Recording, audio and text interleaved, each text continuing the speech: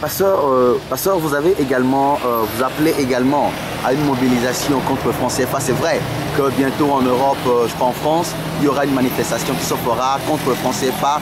Et vous aussi ici à Lomé, vous appelez à une manifestation dans ce sens. Pourquoi? Vous savez, nous ne sommes pas à notre première manifestation contre le franc CFA. Nous sommes le mouvement Martin Luther, qui est une association depuis longtemps qui a commencé par critiquer le franc CFA.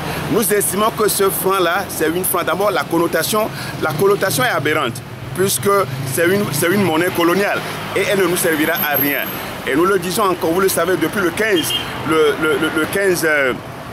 15 juillet dernier, le 14 juillet dernier, nous avons tenté une manifestation devant la BCAO qui a été interdite.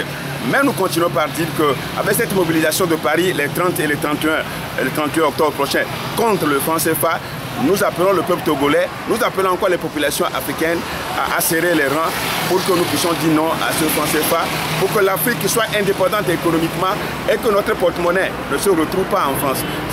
Dès que notre porte-monnaie va continuer par être en France, nous serons toujours sous la domination française et les peuples d'Afrique ne verront jamais la couleur du développement dont nous parlons tant.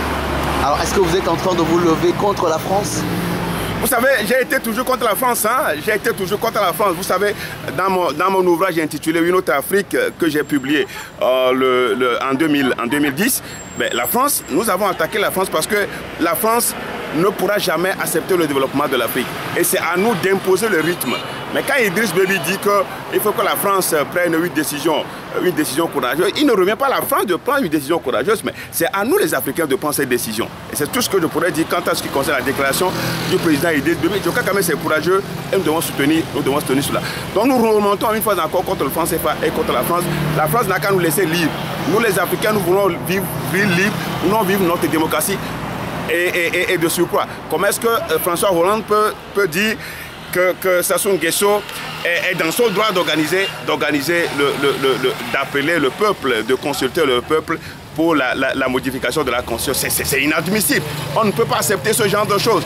Étant donné que la Constitution congolaise limite le mandat présidentiel à 2 et que Sassou Nguesso finit son mandat en 2016, il n'y a pas question de consulter le peuple encore sur le mandat présidentiel. Il pourrait le faire si le mandat présidentiel n'était pas concerné. Mais une fois qu'il veut changer les règles de jeu en plein milieu du match, pour pouvoir s'éterniser encore, le mouvement Martin Luther, nous disons non, et nous disons non au président français pour sa déclaration.